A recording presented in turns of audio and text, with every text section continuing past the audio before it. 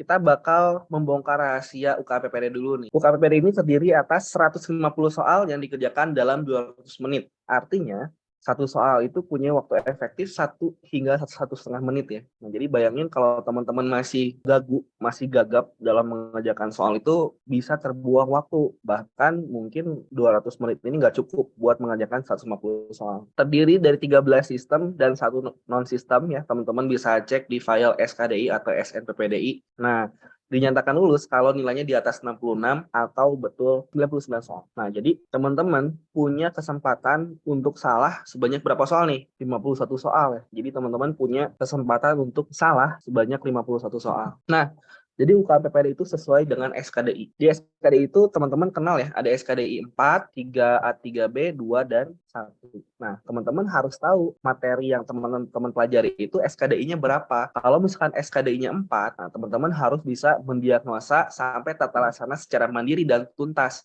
Artinya, tipsnya apa? Harus hafal sampai dosis last therapy. Contoh, misalkan bacterial vaginosis, itu 4A. Berarti harus hafal, jangan first line-nya doang, metronidazole 2 gram single dose PO.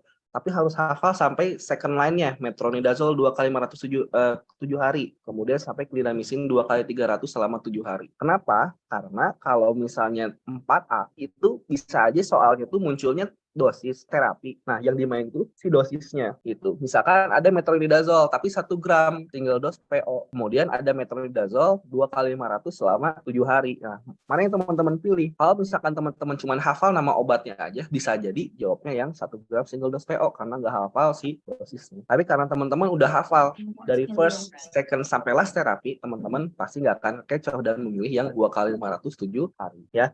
Jadi teman-teman harus perhatikan tuh, kalau dia 4A harus hafal dari first hingga last terapi. Oke, tingkat kemampuan 3A, 3B itu sampai mana belajarnya? Sampai tata laksana awal ya. Jadi kita bisa mendiagnosis dan tata laksana awal, kemudian kita rujuk ya, atau kita konsul ke dokter spesialis. Jadi kita kan sebagai dokter umum ya, UKPPD itu untuk jadi dokter umum sampai tata laksana awal aja. Contohnya apa? Contohnya ACS misalnya. ACS itu dia 3B, tata laksana awal dalam keadaan darurat. Apa obatnya? Misalkan oksigen, kemudian astilet 180 mg, clopidogrel 300 mg, kemudian ISDN-nya berapa miligram, misalkan 5 mg single sublingual ya, boleh dikasih sampai berapa kali?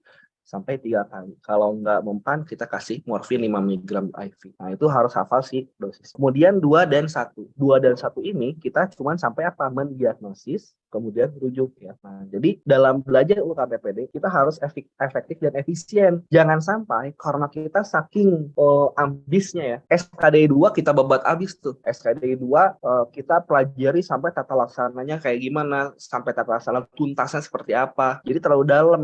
Sedangkan yang 4A itu malah superficial, kebalik ya. Jadi pas ditanya SKDI 2U kayak yang hatam banget gitu ya. Pas ditanya yang 4A, jadi terapinya apa? Lupa, dosisnya lupa. Nah, jadi teman-teman jangan kebalik ya, jangan kebalik. Jadi kalau misalkan 4A sampai tuntas ya, sampai dosisnya harus hafal, 3A 3B sampai tata laksana awal, 2 dan 1 sampai diagnosis. Nah, biasanya SKDI 2 dan 1 itu banyak kata kunci. Misalkan osteokondroma, itu ada gambaran cauliflower misalnya. Atau osteosarkoma, ada gambaran sunburst equivalent Scotman triangle. Ada kata kunci dan nggak perlu sampai tata laksana sampai tuntas.